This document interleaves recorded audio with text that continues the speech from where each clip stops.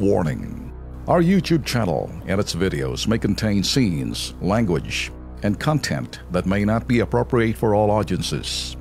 These videos include surveillance footage, undercover pursuit of suspects, actual police and rescue operations, and fearless confrontations. If you do not approve of the content, please do not watch our videos. If you wish to continue, we strongly advise that you proceed with caution. Viewers' discretion is advised.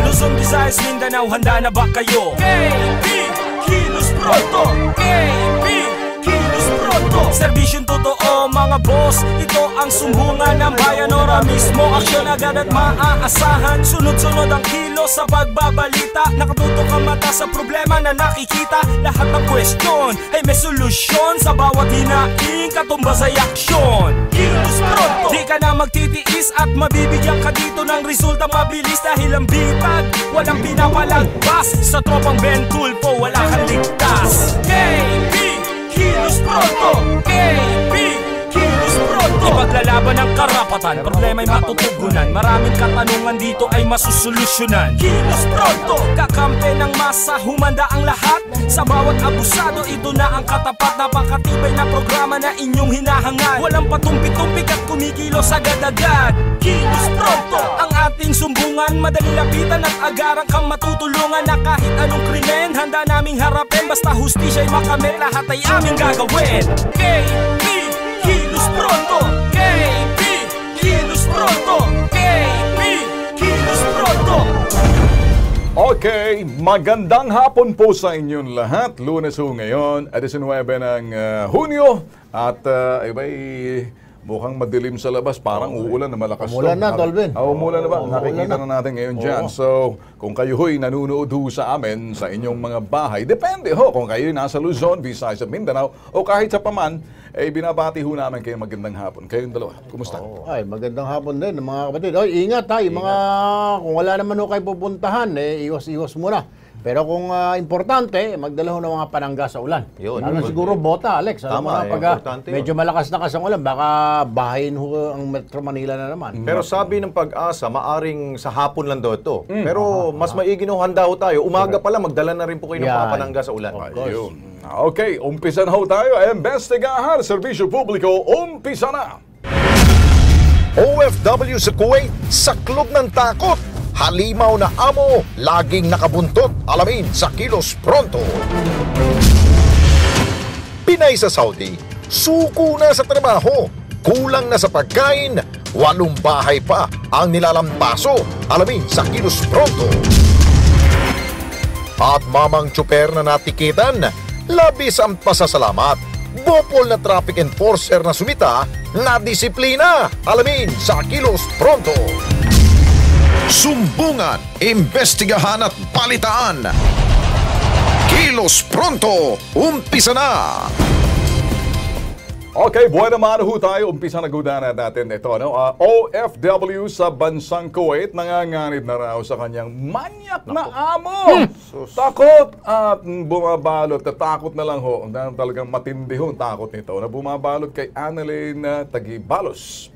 Ayon sa kanya, pinakikitaan daw siya ng ari ng kanyang Arabong amo.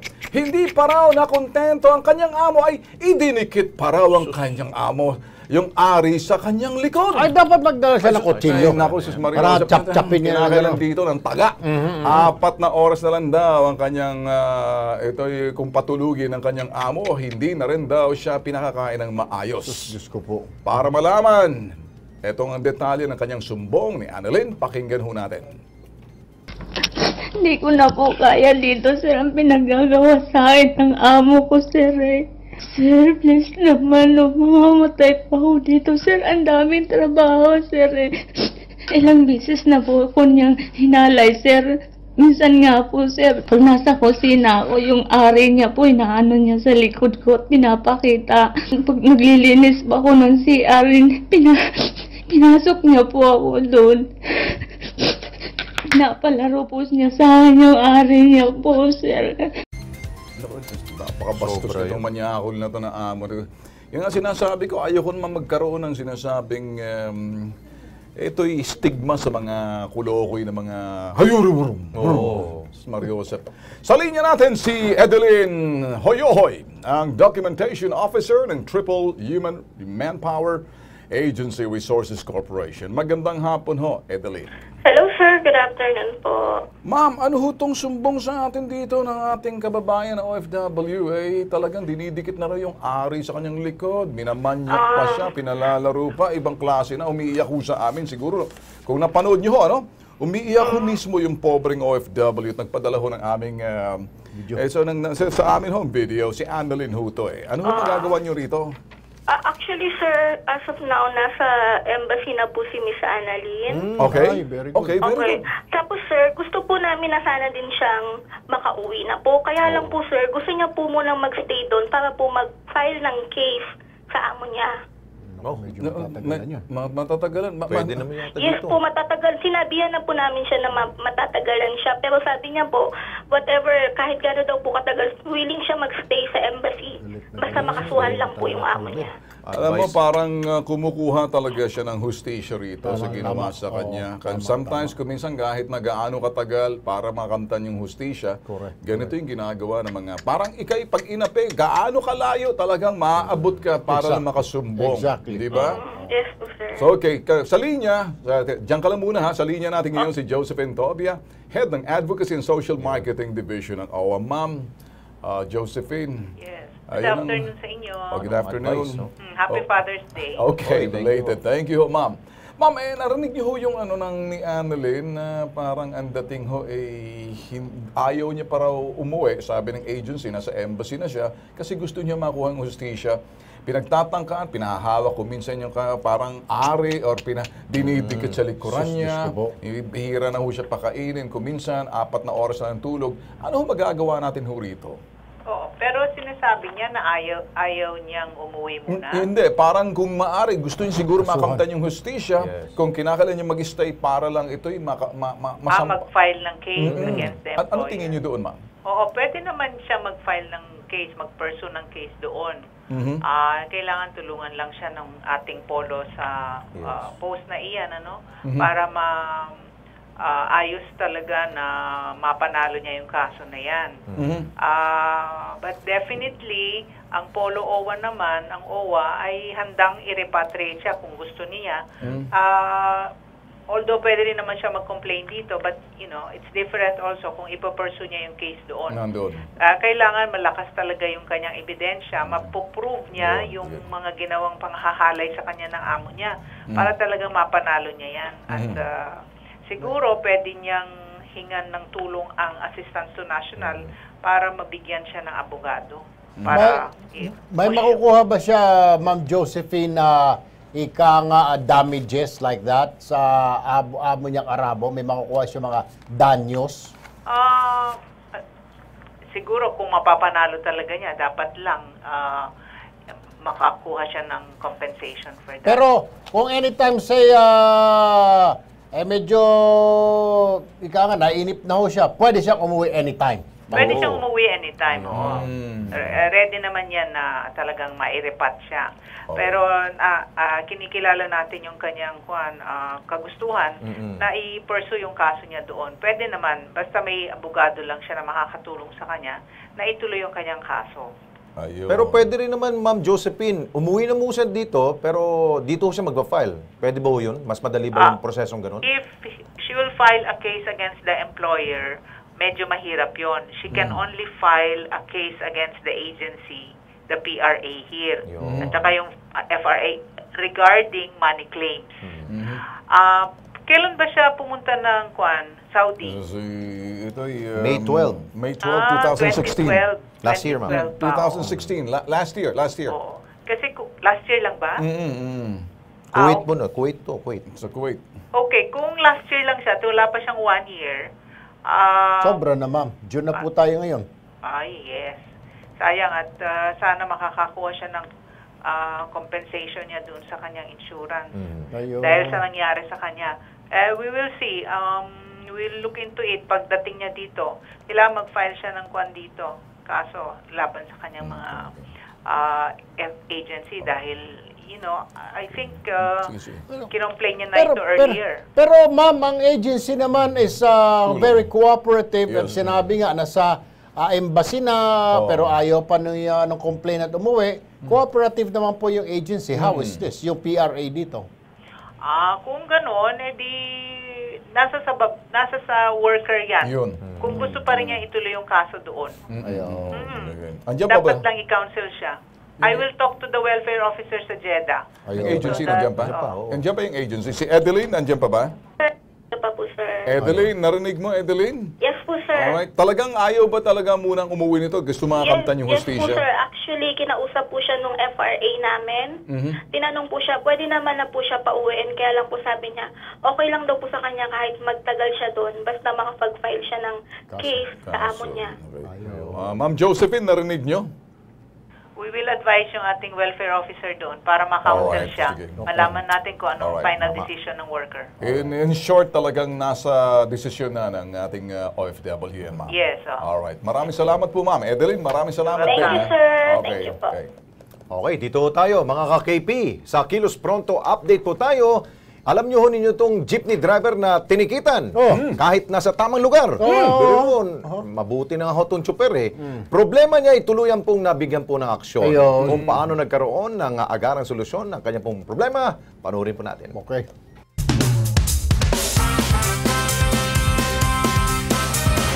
Naisip ko agad ako'y lalapit ako sa Kilos Pronto. Ang 9 ng Hunyo nang lumapit si Alexander Lim, isang jeepney driver na biyaheng Kogyo, Cubao sa Kilos Pronto. Di umano, hinuli siya ng isang enforcer na nagngangalang Robert de la Peña kahit sa tamang sakayan at babaan siya huminto. Maliban dyan, sa kanyang ticket, June 25 ang petsyang nakalagay sa halip na June 5. Ano naman problema doon sa ticket na yon? Yung June 5 naging June 25. Ewan ko ba, dito ko na rin hindi ko na rin napansin eh. Sabi ko. Depensa ng hepe ng Office of Public Order and Safety ng Antipolo na si retired Police Chief Superintendent Wenceslao Ornido. Hindi po titikitan na walang violation. Meron po, obstruction. Bakit hindi ho ganito ang gawin natin? Pagkumprontahin natin sa harapan mo, dala namin yung tao namin, mag-usap sila doon para malaman mo at malaman natin kung sino ang sabi ng totoo. Sinamahan ng Kilos Pronto si Tatay Alexander sa tanggapan ni Hepe at doon ay nagharapan ang magkabilang panig. So ang pagkakamali niya, instead na 5 June, yung petsa nung sa OBR, sa ticket, naging 25. Anyway, sabi ko nga, pinaprepare ko na yung memo to let him explain bakit siya nagbibigay ng date na hindi angkop. Ilang sandali pa at naayos din ang reklamo ni Mang Alexander. Ibinalik na kay Alexander ang kanyang lisensya ng walang bayad. Nagpapasalamat ako Mr. Erwin Tulpo, Sir Ben, at saka kay Mr. Alex, sa staff ng Kilos Pronto. Parang lumalabas, umaamin din yung kanyang hepe na wala sa sarili yung kanyang tauhan. Ano yung primero na sabat-sabat dito kaya medyo uminit ang ulo natin. Ayun. Okay. Sabi gano'n eh, hindi titikitan yan. Sabi ata ni Sir, hindi titikitan yan kung walang kasalanan. Sabi ko, wala ka naman doon, wala rin tayo dito. Wala rin kami doon. Eh bakit di mo pagharapin yung dalawa dyan? Kapag tanto nung hepe, correct. may mali talaga yung tao niya. Meron. Eh John 5, 25. Ayun. Advance. Okay. Magbago na kayo ha.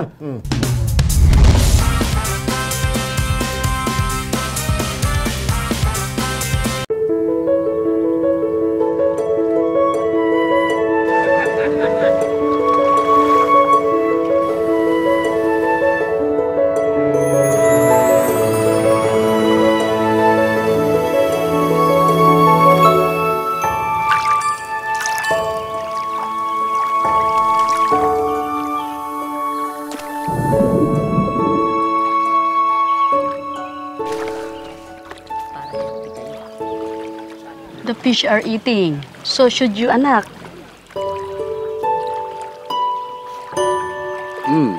Thank you. You're welcome, anak.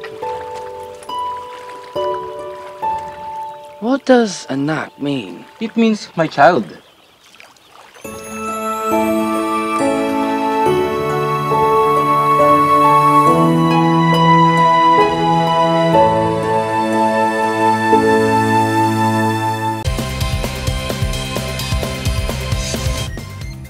Nagbabalik po ang Kilos Pronto, sumbong OFW pa rin po tayo. Pinay na kababayan natin na nasa bansang Jeddah, Saudi Arabia, dinaig pa raw ang kalabaw sa bigat ng trabaho. Reklamo ni Elsa Gula-Gula, hindi na raw niya kaya ang mga trabaho na ipinagagawa ng kanyang amo. Paano ba naman, Tolben, paring Alex, 8 bahay daw kasi ang kanyang pinaglilingkuran, lilinisan, lulutuan. Ilang beses lang din daw siya kung pakainin ng kanyang mga amo. Ilang beses na rin daw siyang nagtangka na tumakas sa bahay ng kanyang amo pero hindi pa rin siya makaalis-alis. Ngayon, para sa agarang aksyon, problema yan ngayon, Tolben, paring Alex, tinatawagan natin yung OFW. Mukhang negative, hindi nasagot. Dito na lang tayo ulit, balikan natin si Ma'am Josephine Tobiang, Head ng Advocacy and Social Marketing ng OWA. Ma'am Josephine, magandang hapon po. Good afternoon ulit. Oo. Ma'am, ito nga lang po, ilalapit ho namin itong kaso po ng OFW natin na nasa Jeddah, Saudi Arabia. Akalain mong Jesus Mariosep, 8 bahay ang kanyang nililinisan, nilulutuan, 8 amo ang kanyang sinisilbihan. Kulang po sa pagkain at pahinga. Yan po yung kanyang reklamo, Ma'am Josephine. Yes, so tatawagan natin ulit yung Jeddah kasi text ko lang ngayon para check itong si Elsa Gula-Gula. Yes, ma'am. Para matawagan yung PRA niya FRA niya. Oo.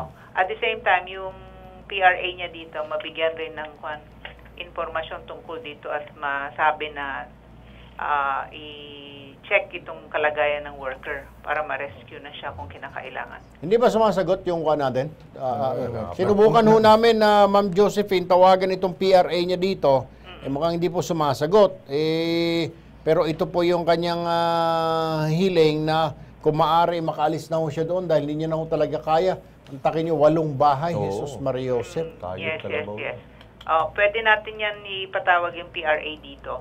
At ma-encourage yung worker na pagbalik niya dito sa Pilipinas, mag-file siya ng complaint laban dyan sa agency niya na binigyan siya ng amo na 8 pala yung amo. Yan, maganda. Yan. Paano man pag ganito, 8 yung amo mo, dapat 8 rin na pasahod sa'yo, di ba, ma'am? 8 mo eh. Times 8. Times 8. Ayun, times 8. So, okay. Pwede i-claim yun, ma'am, no? Ang agency ho, ma'am, para malaman nyo, executive, ito ho yung Non-Stop Overseas Manpower Corporation. At pagkatapos, ayaw ho sumagot ng mga lintik na to. Ang pangalan ho dyan, si Johnny Treblona, Executive Secretary. Ito ho yung sinasabi nga ng Department of Labor natin na ito na nga, kung maaari, pati mga licenses na ngayon ng mga agencies kinakailangan, palagutin na sila. Correct. Yes, oo, tama kayo. Itong ganitong klase ng agency, hindi na nila minomonitor yung mga workers nila at pag tumawag naman para magsaklolo, imbis di tulungan, pinapabayaan hanggang hindi pa sila natutulfo. Kaya kailangan siguro, ma'am, yung agency name nila, non-stop Dapat patigilan na ho. Stop na. Stop na talaga sila. Stop overseas manpower. Kasi parang non-stop overseas manpower. Stop na simula bukas. Tama kayo dyan. Ay, nako. Anyway, ma'am, maraming salamat po, Ma'am Josephine Tobiang. Again, wag po kayo manawa sa amin. No problem, opo. Okay, dito tayo sa... Alam nyo ho, ang ating pong Department of Tourism ay nasa ika-44 na palang anibersaryo nung sila po ay 44. nagawa yung kagawaran nila. 44 years ago. Matagal na rin palang panahon. Pero para ho, mas maganda ho ang kanilang celebration po, bigyang kahulugan po ang pagdiriwang, nagkaroon po sila ng medical at dental mission. Kung saan, panoorin natin.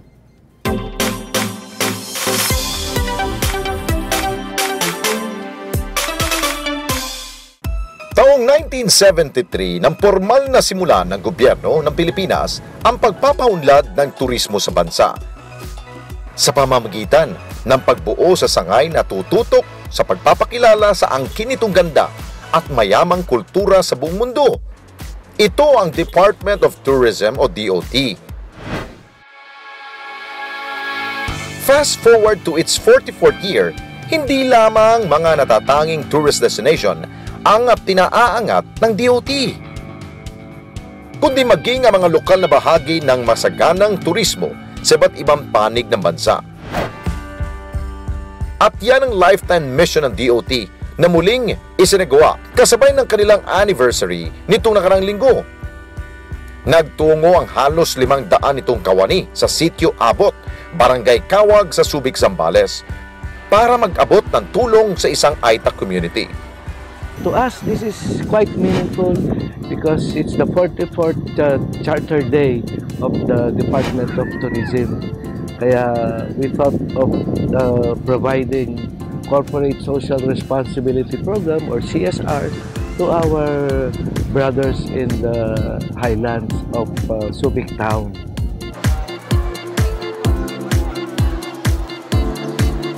Punta po kami dito dahil gusto po namin tulungan yung mga natutulong kapatid natin. So, yun po ang namin. Sinama ko po ang mga buong taga-DOT, mga team namin, para gumawa nitong medical mission. Matapos sa maikling mensahe, game na ang lahat para sa gift giving.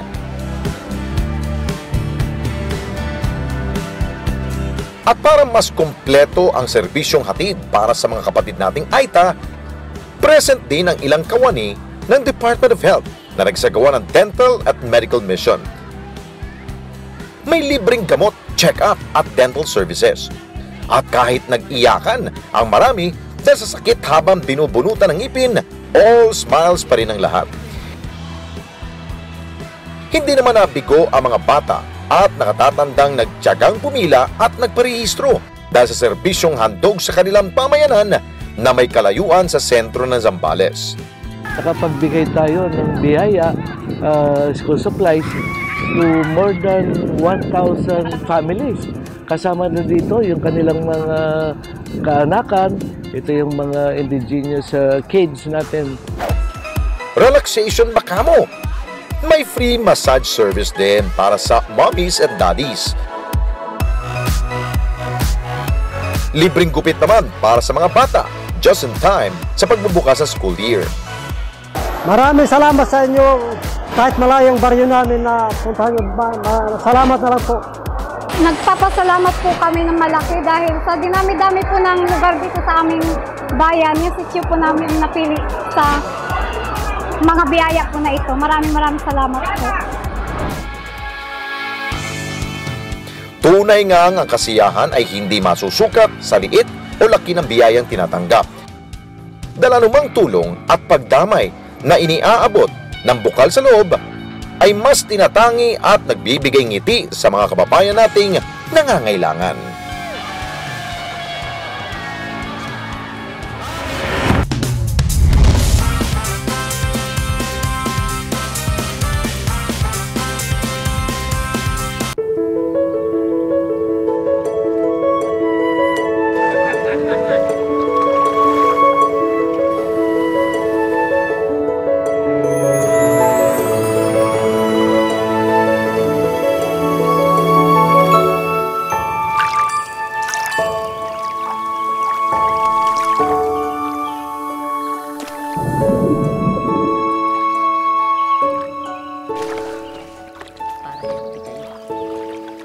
The fish are eating. So should you, anak.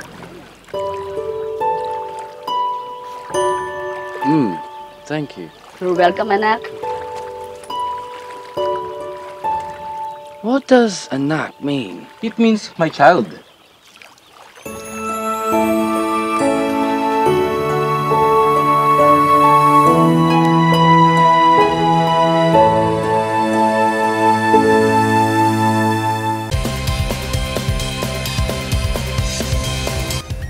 Babalik po ang Kilos Pronto. Kasama naman natin po sa studio si Maricel Mahilom, isa pong negosyante, mula pa po siya sa Cebu. Kinuha umano ng nagngangalang Randy Ocodia ng DNR Masbate ang kanilang pump boat. Gagamitin sana nila sa kanyang negosyo ang naturang bangka, pero bigla na lang daw itong hinatak, ha? Para mga towing company, Tolben, parang Alex. Uso pala yan? Dahilan ng DNR Masbate, wala raw bantay at inakalang abandonado na. So, ano ngayon? Sinubukan daw nilang magreklamo sa sentro ng Katayngan, Masbate, pero hanggang ngayon wala pa rin daw aksyon. At nasa linya na ng... si Ma'am muna. Si Ma'am muna.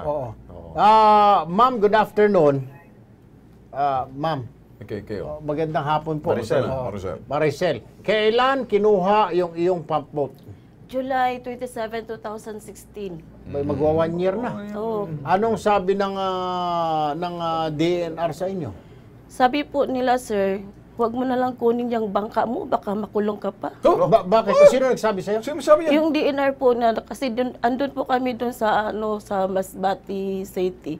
Kasi kiniklaim yun namin yung bangka kasi sabi baka po makulong. namin... Sino kausap mo doon?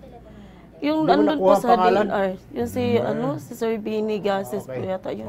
Alright. Sandali lang, ma'am. Diretso na natin kausapin na nasa linya ng telepono si Tito Amigo, ang officer in charge ng Penro Masbate. Mr. Amigo, good afternoon.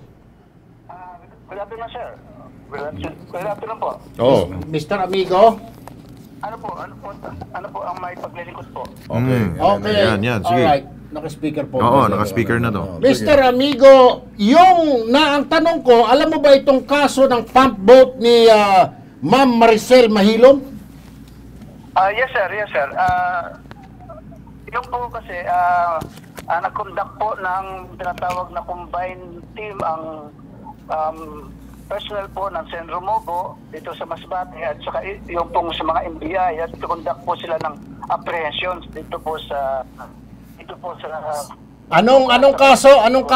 Mr. Amigo, anong kaso? Yung pong pagput po ng certain Maricel Mahilong. Anong kaso? Bakit kinumpis ka yung pump boat? Anong kaso? Bakit kinuha ninyo yung pump boat? Mr. Amigo, anong kaso? Bakit kinuha mo yung pump boat? Yan po ay nakumpiska po ng combined team ng NBI at saka field personnel po ng aming opisina dito sa Masbate at nagkameron na po ng tinatawag namin na administrative proceeding at ang short po ng investigation at ang hearing ay naipawag po namin sa... Kaya nga, anong kaso, anong charges, anong grounds, anong grounds na pagkumpiska ng kanyang sasakyan? Ito ba involved sa carnapping, robbery, hold up, smuggling? Accessory to crime? Accessory to the crime ba yung sasakyan? Bakit kinuha?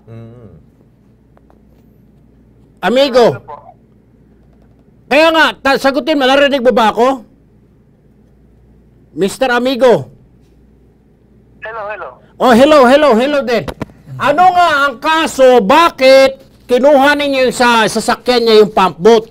Accessory to the crime, sabit mo ito sa carnapping, hold up, robbery, terrorism, kidnapping, sa piracy? Bakit kinuha yung kanyang pump boat? Anong kaso? Sagot!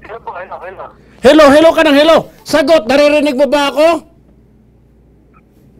Nagkameron na po ng tinatawag kaming confiscation proceeding po dyan sa bangka. Bakit? Alam namin na may confiscation. Hoy, makinig ka. Alam ko na may confiscation, hindi kami tanga. Kinumpiska ninyo. Bakit kinumpiska? Anong grounds? Abandonment? Kinumpiska po yung backboot po yan kasi po wala pong kaukulang papeles po. Anong walang kaukulang papeles? Anong klaseng papeles yung hinahanap mo, amigo? Nagkameron na po ng confiscation proceeding po yan at nai-endorse ko na po sa region. Decision na po ang aming director na confiscated.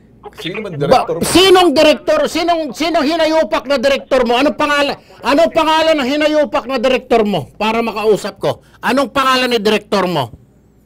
Ano po? Anong pangalan ni direktor mo dyan? Tinuturo mo, sinong direktor mo? Ng regional director po namin, sa Legazpi po. Sino nga regional director mo? Kanina pa ako. Anong pangalan para matawagan ko ngayon? Ano po? Ako ito nagbibigay. Chappy daw, chappy. Ikaw nga, Tolben. Chappy ba ang dating? Chappy ang dating sa'yo, Mr. Tito Amigo? Hindi na. Wag mo kaming pekendos, ha? Wag kang kunyari, nagkukunyari. Makinig ka. Alam ko, nagkaroon ng confiscation proceeding. Hindi ba? Tanong ni Tol Erwin. Ano ang dahilan kung bakit na-confiscate na wala naman kayo mere suspicion? Mere doubts? May ebidensya ba kayo? Tanong ni Tol Erwin kung ito ba'y ginamit sa krimen. Nag-conduct po ng operation po ang combined team po ng NBI sa regional office at saka po sa aming opisina. At nang mag-conduct po yung... Yun na nga, nandoon na kami, Mr. Amigo. Mr. Amigo. Ang pagpunto po yan, ginagawa na wala pong kaukulang papeles. Kaya po kinumpisa po ng aming team. Walang papeles kompleto. Alam mo, Mr. Amigo, may mga papeles na hinawakan dito, binili sa lumberyard, pagkatapos pinagawa, tapos kinumpiska nyo. The real reason kung bakit inabando na raw kasi na may-ari. Ang may-ari nasa Cebu, pero ginagawa ng yung mga sinasabing magawa ng bangka. Mr. Amigo, narinig nyo ba kami? At saka, narinig mo ba kami, Mr. Amigo? Opo. Lumabas po ako at nagchichapi po. Okay, nagchichapi. Oy! Makinig ka sa akin na kulokoy. Alam mo, ano ka, Coast Guard ka ba? Ano ka, yung PNP Maritime na magkukumpiska? It is not your freaking job to confiscate. Confiscate mo lang pagsabit yung sasakyan sa smuggling ng mga kahoy, mga lumber, illegal fishing. Wala pang ginagawang krimen, huhulihin mo na. Hindi mo trabaho yan, Kengkoy. Trabaho yan ng Coast Guard at ng PNP Maritime. Do you hear me? Huwag mo na akong paikot-ikutin. Ganito na lang, amigo. Ang unaya po, ang kill niya, ay po sa trabaho po ng DNR po, ang pag-confiscate kung illegal po yan. Hindi nga illegal dahil binili na. Hoy. Binili nga nila sa lumberyard. Bakit hindi lumberyard ang habulin mo? Ganito na lang, amigo. Ibabalik mo ba o ibabalik mo yung pump boat? Diretsahan tayo. Kasi kung hindi mo ibabalik, aakyat ko ito kay General Simato ng DNR, magkakaproblema tayo. Isusoli ba ninyo yan dyan sa baba o hindi? Diretsahin mo ako. Nagkameron na po ng confiscation proceeding po ng aming opisina. Kulit mo talaga. Bato ko na itong cellphone mo, parang Alex. Ang kulit, confiscation yung buang. Parating na natin kayo na yan. Si Secretary Simato. Amigo, narinig mo ba ako? Yes, sir. Alam mo, di ko maintindihan kung isa kang mga bobo o paulit-ulit ka na sinasabi mo. Ang pagiging bobo estado, tatawa-tawa ka, makinig ka. Ang proseso mo hindi malinaw kasi, makinig ka, ang proseso mo hindi malinaw kasi una, sinasabi nyo, walang malinaw na kinonfiscate because abandonado. Tama? Tingnan mo, kahit na mayor sumulat sa inyo, kahit na yung isang attorney nagsasabi ko, maaari, isauli nyo na lang. Si Congressman. Sumulat din. Sino ba nagkaka-interest sa pump boat na yan? Yung director nyo? Hindi po, wala po. Siguro baka pati ikaw kasama, no? Nasaan yung pump boat ngayon?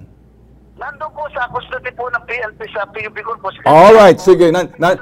Okay, sige. Nasa custody ngayon ng PNP. Pwedeng masilip yan, Pwede namin mapuntahan. Umanda kayo. Naintindihan mo? Siguraduhin mo. Makinig ka. Hey! Kanina ka pa. Para kang... Makinig ka na lang.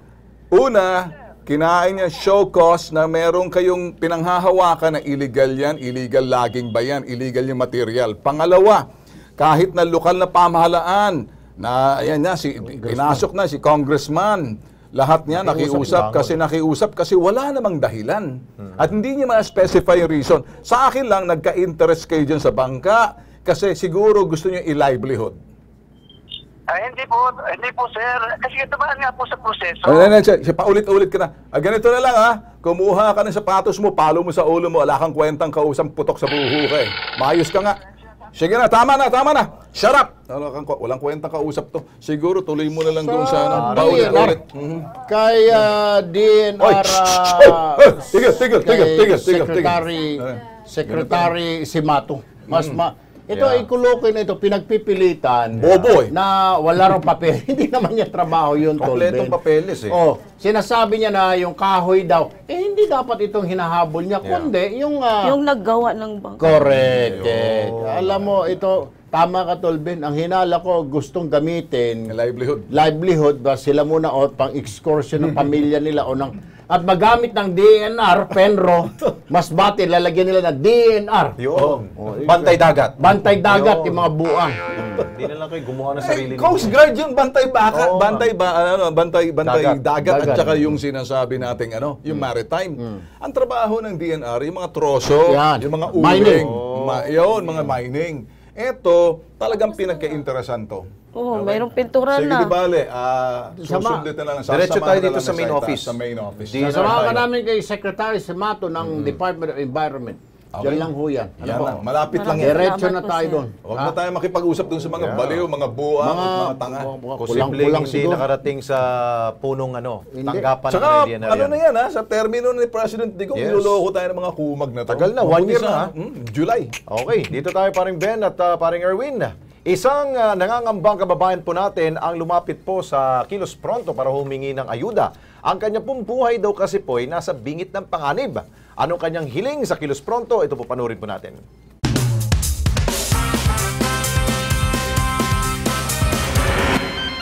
Miyerkules 14 ng Hunyo, lumapit sa Kilos Pronto si alias Rina upang humingi ng tulong na makauwi na lamang sa kanyang probinsya. Sumbong niya, dati siyang alagad ng batas at nagsilbing asset ng mga pulis sa kanilang lugar sa isang lungsod sa Metro Manila. Pero bagamat ginamit ka ng asset, baliktad na ngayon. Ililink ka nila ngayon kasi nangyari. Dahil sa takot at banta sa kanyang buhay, gusto na lamang niyang umuwi sa probinsya at magsimula ng panibagong buhay.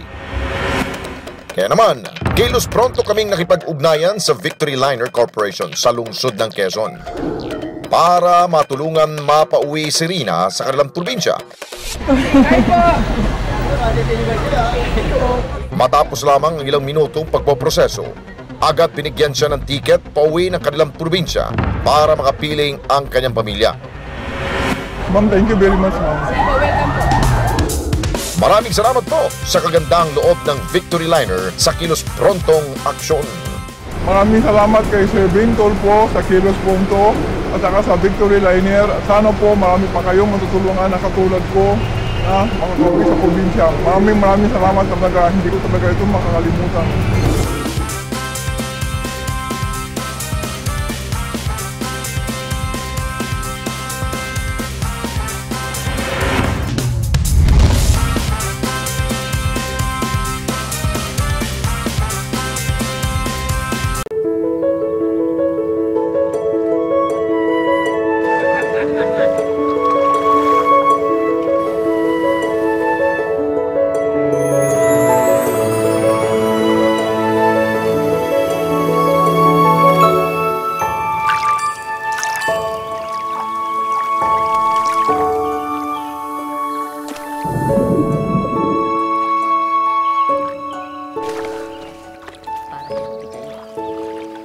The fish are eating. So should you, anak.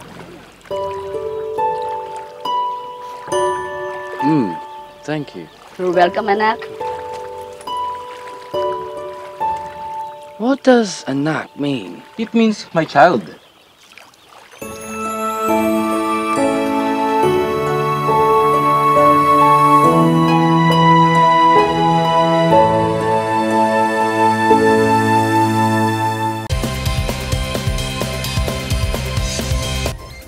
Babalik po ang Kilos Pronto. Kasama po natin sa studio ngayon si Ma'am Juliet Fernandez para manawagan hinggil sa nawawala niyang 2 anak na lalaki. May 29 daw nang umalis si Judimar Fernandez para sunduin ang girlfriend niyang si Joanna Permentes. Isinama daw ni Judimar ang nakababata nitong kapatid na si Denver. Matapos ito, hindi na raw bumalik pa ang magkapatid sa kanilang bahay. Maging si Joanna, hindi na rin nila makontak. Magandang hapon po sa inyo, Ma'am Juliet. Magandang hapon rin po. So, May 29. Opo. Malayo po ba yung pupuntahan lang, susunduin, o the same barangay? Saan ba kayo nakatira? Dito lang po sa Tondo, Moriones lang po. Saan sila pupunta? Sa 168 daw po, sundod daw yung girlfriend niya. Gaano kalayo sa bahay ninyo? Malapit lang po, sir, sa ano lang po, isang sakay lang po. Isang sakay lang, doon din sa may Tondo. Opo. Pero ano nangyari? Hindi na bumalik. Ano Hindi sabi? na Susunduin lang? Anong Susunduin plano? lang po. Anong plano Sabi ba? daw po, makipagkita daw po yung nanay niya, makipag-usap daw po sa amin. Pagplanuhan daw po kung ano daw po maganda, kung magsama na yung anak niya tsaka anak ko. Okay. Yun lang po, sir. Yung patapos na po, sir, wala na. Hindi na po siya na makontak. Hindi ka nagtanan yun. Hindi na po, sir. Pero may Muslim po, kasama sir, yung eh. kapatid. Kasama kapatid po, sir, eh. Ano lang? Yung mga cellphone, may cellphone naman siguro. Opo, may cellphone Hindi na nasagot. po. Hindi na po. Kahit nung babae, hindi na rin po. Hindi na rin nasagot yung babae. Opo, kahit nung cellphone number ng nanay, hindi na rin po. Naku, Diyos ko po naman. Di nyo napuntan yung nanay ng babae? Hindi namin alam kung address, sir, eh. Naku. Alam po namin address. Anong ninyo? Ang kutubo ninyo? Ang kutob lang po namin, sir, baka po tinago lang po sa nanay yung anak ko, dalawa. Tanan. Tapos yung ginawang lookout yung kapatid na yang yan. Sana nga, ganun na lang po. Ano? Sana yung nga. lookout, yung Eh, bata. kaso, sir, Muslim Bantay mo, po baka yun. nandiyan si nanay, ha? Paswitan mo agad kami, pasabilis. Babakan mo. Sana nga, sir, kung ganun lang, sir, paano po yung Ako ano na, po yun? tingin ko lang dyan, dahil ikaw na mismo nagsabi na parang pag-uusapan kung anong arrangement nila at saka sa inyo, na parang may nagka-problema doon sa anak na babae, anak lalaking sa inyo, di ba? Malay mo talagang, uso pa bang pikot ngayon? Eh, kaso, sir, Muslim po yun, sir, eh. Eh, ano ngayon? Eh, yung babae po, sir, may kasunduan po sila sa, ano, may, parang, ano, sir, ba yung kapwa Muslim? Baka itinanan na nga. Tinanan na. Eh, parang kasi may kasunduan pala, may mga prosesong, baka ayaw naman ang anak ko ma-convert sa Islam. Tinanan na, halika na. Sana gano'n nga sana. Sir, paano yung isa Yung po nanay, estudyante? nakausap mo ba? Tingnan mo na, yung nanay, masyado tayong advance sa Aling Juliet. Yung nanay na babae, nakausap mo na. Opo, kasi pumunta sa bahay yun, sir, eh. Sinabi? Ang sabi niya na, kausapin niya muna anak niya, pa-graduate muna po ng college. Ayun po sabi, sir. Yun na yun. Tinago na, pag-graduate ng college, eh. Tinago na ng anak mo.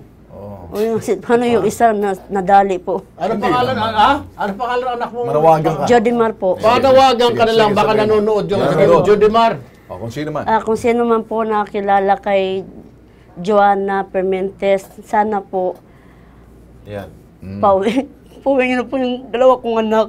Yun. Kasi po pumapasok pa po si Denver, eh. Eh, paano kung si Jodimar naman ayaw umuwi?